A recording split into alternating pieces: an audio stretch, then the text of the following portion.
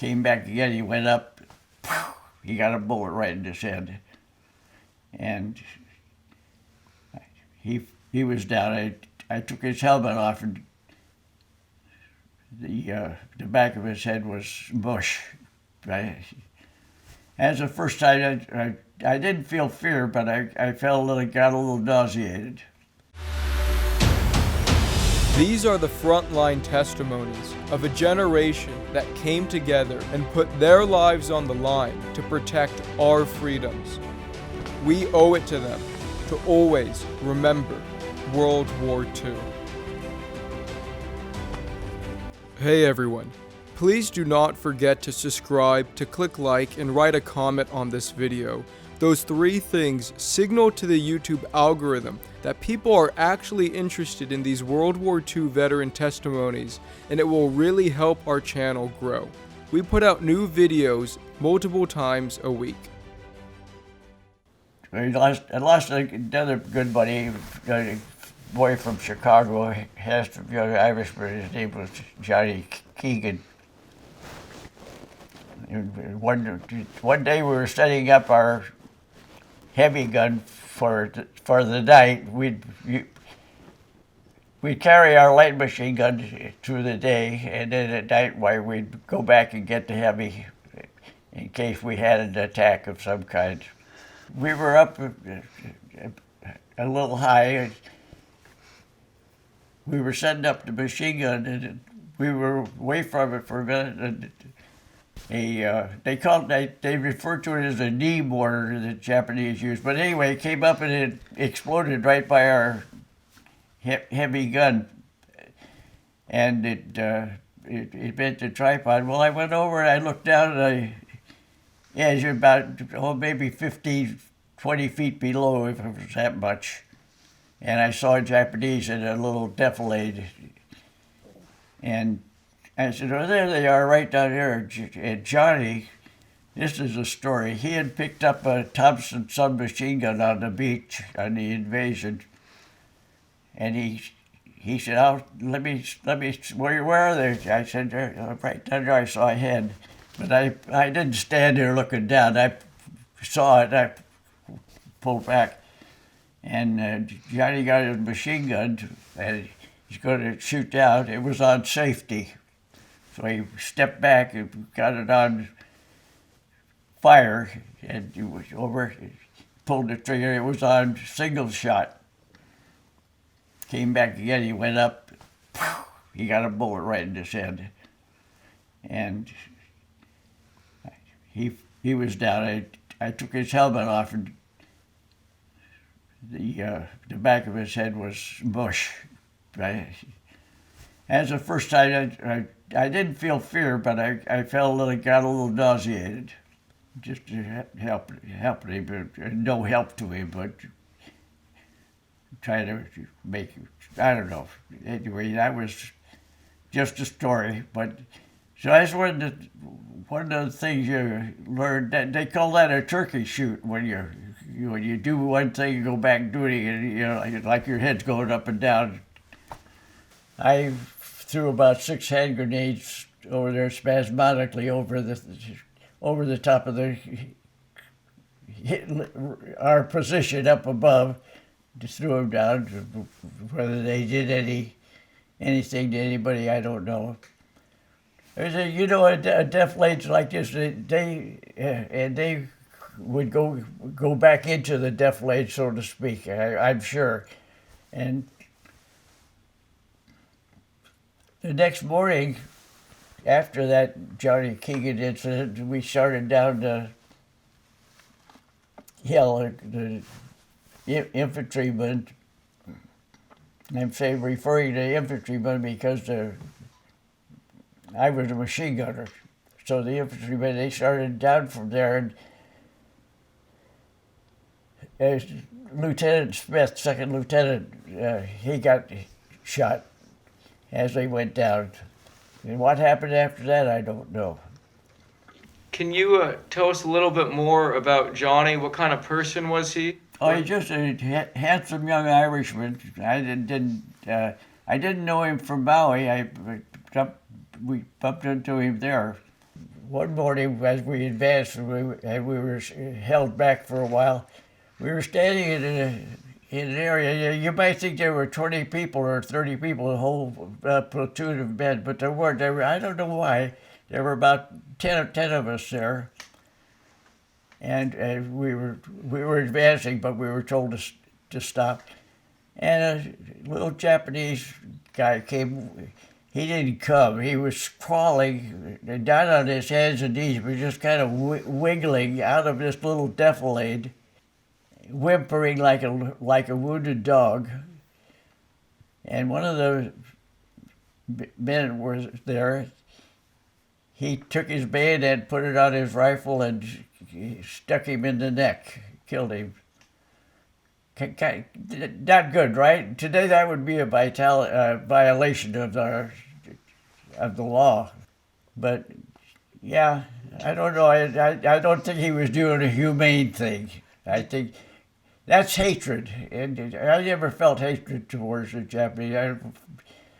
They're doing what their emperor told them to do, and we were doing what our president told us to do. Whatnot, really. We could have tied his arms or something. He wasn't standing, he was whatever, just kind of whimpering. I don't recall him looking at his eyes. A lot of the veterans we've met, they'll tell us stories about Japanese pretending to surrender in a group, and then one of them hitting the deck and have a machine gun strapped to his back, and then the guy behind him starts firing it. I mean, I haven't heard stories like that. I mean, can you talk to us? What was the Marine policy towards taking of Japanese prisoners? It was to take them. We learned Japanese phrases, and one of them was to surrender and so on and so forth. I remembered them for a while after the war. Before anyone is overly critical of the Allied countries, I just want to give some insight. By the time the battle for Iwo Jima happened, the Japanese military atrocities, such as inhumane treatment of POWs, the comfort women, aka sex slaves, cannibalism, the murder of babies, and a chemical warfare unit such as Unit 731 were well known to the Allied nations. Also, many Japanese soldiers pretended to surrender just in order to kill more Marines or soldiers. They were either hiding a grenade or some explosive device. For them, the ultimate goal was to be with their emperor, and they would get there at any cost. So it was very hard for many Marines and soldiers to trust the Japanese soldiers that approached them. I've included a link in the description to a website that details the many, many atrocities committed by the Japanese military in World War II, and I would encourage you all to look at that. For some reason, they held me back, and instead of going in on the first day with most of my buddies and whatnot, I went in on the second day, and the beach I came in, I think, was Orange Beach. I wasn't really assigned to anything, but then they came and got me, and I was in they put me with this machine gun group, and I didn't know the fellas from Maui, just all new people. So I carried ammunition. They gave me a couple of cans of ammunition when we started moving. The first airfield we crossed was Airfield 2. And as we moved forward and whatnot, you could see dead Japanese laying there. I didn't see any of our own men laying on the ground. We definitely get them out of the way real quick. Our big day with the machine gun was in an area called the amphitheater. It was one of the areas that we went into, and we did overhead fire as our troops went in. Overhead fire is supposed to keep the enemy pinned down. But Well, that's the incident that I kind of remember the most. I had some other people killed, but there was a sniper where we set up the gun to do this firing at the amphitheater, and he got the #1 machine gunner, and then they rolled his body out of the way where we did, and the #2 gunner took over, and the sniper shot him, and I start looking around, and about 20 feet up, I see this rifle barrel sticking out of the shrubbery, and just like in the movies, he had stuff stuck in his head, and so I'm looking, and we stack our rifles, and they have a little lock like it. And I didn't run to get my rifle. I just looking at him, and I just saw the rifle come. He pulled his rifle back out of the shrubbery. He's been laying down. I didn't see him. I saw his helmet when he pulled back, and then his helmet moved. He had brush stuck in his head, like you see in the movies. Anyway, that was the end of him, but he killed two of and he wounded our sergeant, Sergeant Martin. And Martin went back to the back lines, or back to second line of defense. You know, we're the first line, and the second line is behind us, and then there's a third line. But so that was one of our bad moments on Iwo Jima, because the Marines had to retreat out of the amphitheater, and they went back another day, and probably the next day. But we lost too many troops in our division. So I saw the little flag go up, and I thought, hot dogs, we got the. And a little while later, I saw the flag go down. And I said, oh, shit, they're taking the Suribachi back. And then I saw the big flag go up. And I thought, yeah, we're okay. We're going to be all right. So, I mean, what was that like to be in this little island in the Pacific and to see the American flag? well, it just made you realize that we were advancing, and we were going to win this war. Whether it was, it just made you feel comfortable. It gave you a feeling of that we're winning. What's this psycho thing our troops experience now? PTSD. Yeah. Well, when we got back to Maui, on Maui, they had the Japs introduced a flying bomb, I guess, which like shot out of a mortar or something. We called them garbage cans. They'd fly through the air. You'd see them, they'd tumble. Well, they made a funny sound, woo, woo, woo, woo, like that. And we got back to Maui, and we got some replacements, and some of the guys carried that woo, woo, woo around with them. And this one replacement kid, he couldn't stop. He was woo, woo, woo. And I lost my head, assaulted him. And it was it was a reaction. And now they talk about that so much, about your, what do we call it? PTSD. Yeah, okay. So I guess that was a little bit of that, as I think about it. And that replacement who was doing it, he was not on Iwo Jima. No, he wasn't. He was a replacement that came, but somehow he...